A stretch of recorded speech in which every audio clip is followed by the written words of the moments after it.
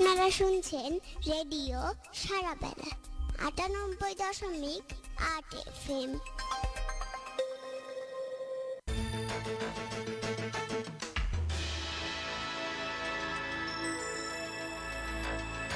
আজ শুক্রবার 21 কার্তিক 1427 বঙ্গাব্দ, 6 নভেম্বর 2020 খ্রিস্টাব্দ এবং 19 রবিউল আউয়াল 1442 হিজরি।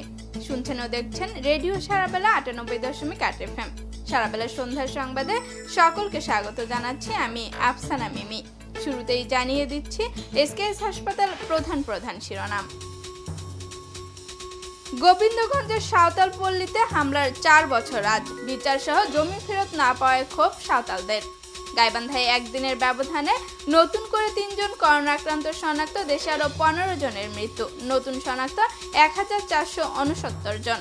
পদ্মা সেতুতে বসানো হলো 36তম স্প্যান, দৃশ্যমান হলো সেতুর 5400 মিটার এবং আগামী 9 নভেম্বর মিরপুরে ফিটনেস টেস্ট দেবেন সাকিব আল হাসান।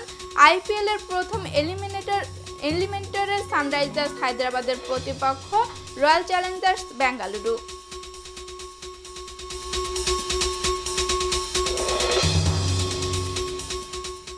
শুনছিলেন শিরোনাম। এই সংবাদটি 98.8 FM এ সম্প্রচারের পাশাপাশি সরাসরি প্রচারিত হচ্ছে www.radiosarabela.fm এবং রেডিও সারাবেলা অ্যাপ থেকে। এছাড়া দেখতে পাচ্ছেন আমাদের একমাত্র অফিসিয়াল ফেসবুক পেজ ও ইউটিউব চ্যানেল রেডিও সারাবেলা 98.8 FM এ। গোবিন্দগঞ্জের রংপুর সুগার মিলের জমিতে বসতি স্থাপনকারী সাঁওতাল পল্লীতে হামলা, অগ্নিসংযোগ ও হত্যার ঘটনার 4 বছর পূর্ণ হলেও এখনো শেষ হয়নি বিচার কাজ।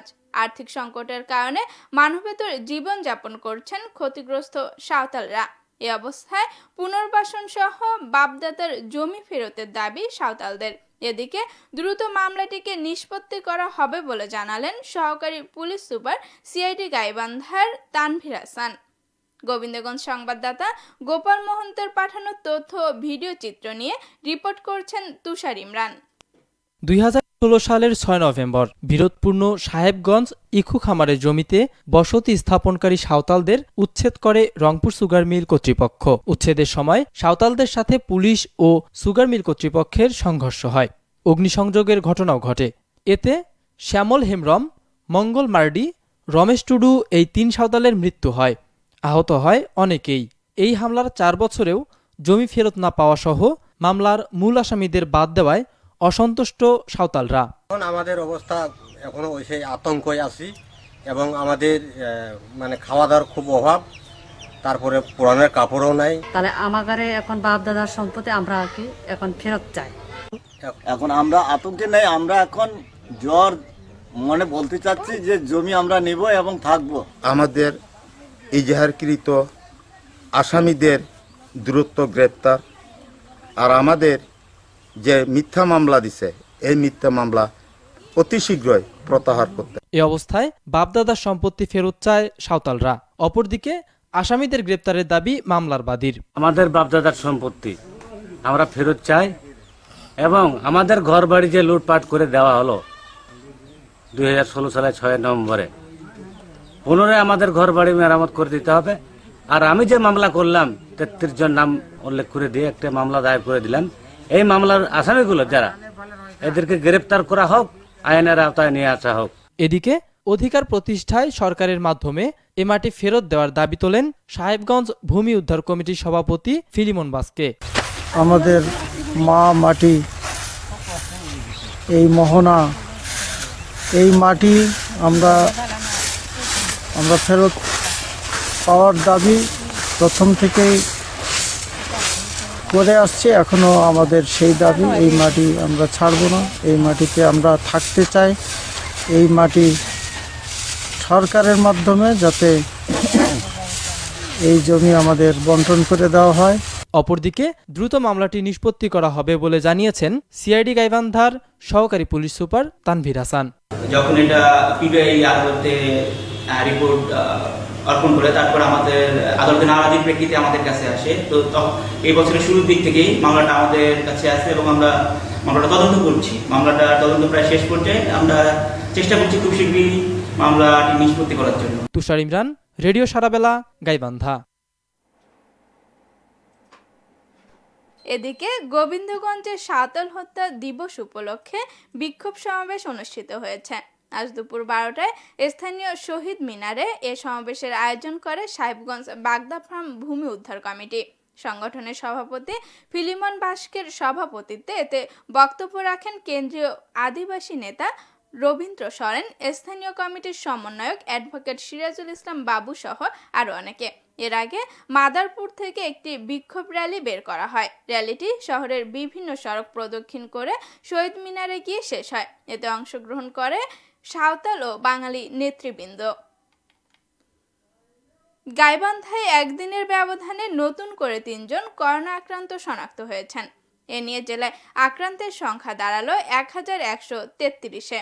এদের মধ্যে 14 জনের মৃত্যু হয়েছে। এ পর্যন্ত সুস্থ হয়েছেন 1182 জন আর চিকিৎসাধীন রয়েছেন 37 জন। এছাড়া জেলায় একদিনের ব্যবধানে নতুন করে 2 জন কোয়ারেন্টিনে যুক্ত হলেও ছাড়পত্র পাননি কেউ। বর্তমানে মোট কোয়ারেন্টিনরত রয়েছেন 40 জন। এ তথ্য নিশ্চিত করেছে সিভিল সার্জন অফিস গাইবান্ধা। এদিকে দেশে করোনায় একদিনের ব্যবধানে নতুন করে আরো 15 জনের মৃত্যু হয়েছে।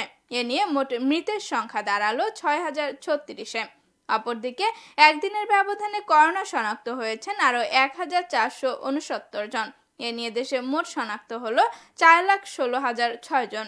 এ সময়ের মধ্যে সুস্থ হয়েছেন আরো 1439 জন। এ নিয়ে মোট সুস্থ হয়েছেন 3,35,027 জন। আজ বিকেলে করোনা বিষয়ক স্বাস্থ্য অধিদপ্তরের সংবাদ বিজ্ঞপ্তিতে এ তথ্য জানানো হয়। অন্যদিকে বিশ্বে করোনায় আক্রান্তের সংখ্যা 4,90,18,000 ছাড়িয়েছে আর মৃতের সংখ্যা দাঁড়িয়েছে 12,39,410 জনে।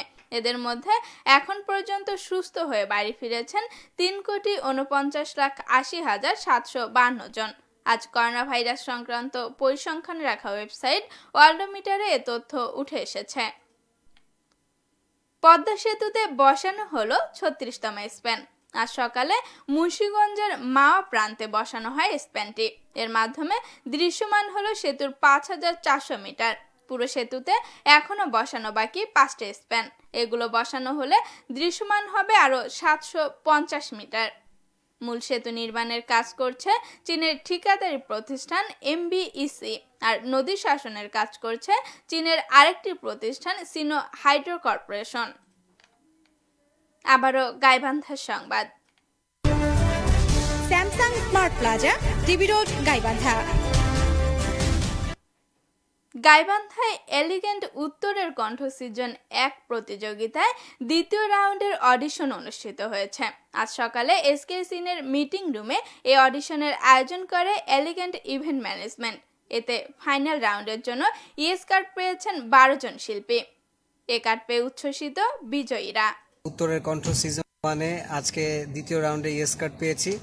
আমি বিজয় সরকারের একটি বিচ্ছেদী গান করেছিলাম আর একটি মুর্শিদি গান করেছিলাম। আমি আমার মতো করে চেষ্টা করেছি গাইবার এবং আশাও করেছিলাম ইয়েস কার্ড পাবো এবং সেটা হয়েছে। বেশ ভালো লাগছে ইয়েস কার্ড পাওয়ার পর এবং আশা রাখছি সামনের দিকেও হয়তো বা আরো ভালো কিছু করব। আলহামদুলিল্লাহ ইয়েস কার্ড পেয়েছি। আপনাদের সবার কাছে আমি দোয়া প্রার্থী। প্রতিযোগিতাটিতে আমি অংশগ্রহণ করেছি এবং দ্বিতীয় রাউন্ডের জন্য ইয়েস কার্ড পেয়েছি। এটা পেয়ে আমি অনেক। এবার খেলার প্রসঙ্গ।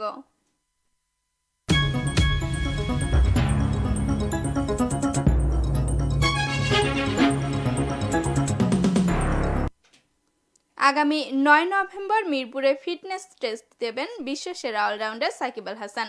এরপরে নিয়মিত অনুশীলনে নামার পরিকল্পনা তার। তবে করোনা টেস্টে নেগেটিভ রিপোর্ট পেলে ফিটনেস টেস্ট দেবেন সাকিব। ঠিক 375 দিন পর মিরপুর শেরেবাংলা স্টেডিয়ামে আগমন ঘটবে এই অলরাউন্ডারের। সকাল 10টায় মিরপুরের ইনডোর সেন্টারে বিপ টেস্ট দিতে হবে সাকিব আল হাসানকে। ফিটনেস টেস্টের পাস মার্ক 11 তুলতে হবে। এদিকে বঙ্গবন্ধু টি-20 আসরে সাকিব অধিনায়কত্ব করবেন কিনা তা নির্ভর করছে ক্রিকেট বোর্ডের সিদ্ধান্তের উপর। অন্যদিকে IPL এর প্লে অফে প্রথম এলিমিনেটরে সানরাইজার্স হায়দ্রাবাদের মুখোমুখি হবে রয়্যাল চ্যালেঞ্জার্স বেঙ্গালুরু। আজ বিদায় নেবে একটি দল, তবে জয়ী দলের ফাইনালও কিন্তু নিশ্চিত হবে না। তাদেরকে দিতে হবে আরো একটি পরীক্ষা। তাদের মুখোমুখি হতে হবে দিল্লি ক্যাপিটালসের। ওই ম্যাচে জয়ী দলই উঠে যাবে ফাইনালে। আবুধাবিতে দু দলের ম্যাচটি শুরু হবে বাংলাদেশ সময় রাত 8টায়। এখনকার মতো সংবাদ এ পর্যন্তই। শেষ করার আগে এসকেএস হাসপাতাল প্রধান শিরোনামগুলো জানিয়ে দিচ্ছি আরো একবার। গোবিন্দগঞ্জের সাঁওতালপল্লীতে হামলার 4 বছর আজ, বিচার সহ জমি ফেরত না পাওয়ায় ক্ষোভ সাঁওতালদের। গাইবান্ধায় একদিনের ব্যবধানে নতুন করে 3 জন করোনা আক্রান্ত শনাক্ত, দেশে আরো 15 জনের মৃত্যু, নতুন শনাক্ত 1469 জন। পদ্মা সেতুতে বসানো হলো 36তম স্প্যান, দৃশ্যমান হলো সেতুর 5400 মিটার। এবং আগামী 9 নভেম্বর মিরপুরে ফিটনেস টেস্ট দেবেন সাকিব আল হাসান। আইপিএল এর প্রথম এলিমিনেটরে সানরাইজার্স হায়দ্রাবাদের প্রতিপক্ষ রয়্যাল চ্যালেঞ্জার্স বেঙ্গালুরু। এতক্ষণ সাথে থাকার জন্য সকলকে ধন্যবাদ। রেডিও সারাবেলায় সম্প্রচারের জন্য আপনার এলাকার যে কোনো সংবাদযোগ্য তথ্য জানান আমাদের এই ইমেইলে newsharabela@gmail.com। বিশ্বের যে কোনো প্রান্ত থেকে রেডিও সারাবেলা শুনতে ভিজিট করুন www.radiosarabela.fm। স্মার্টফোনে আরও সহজে রেডিও সারাবেলা শুনতে গুগল প্লে স্টোর থেকে ডাউনলোড করুন রেডিও সারাবেলা অ্যাপ।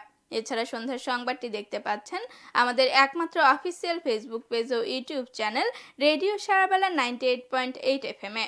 আমাদের পরবর্তী সংবাদ প্রচারিত হবে রাত 9:45 সকলকে শোনার আমন্ত্রণ জানিয়ে এখনকার মতো বিদায় নিচ্ছি আমি আফসানা মিমি। আল্লাহ হাফেজ।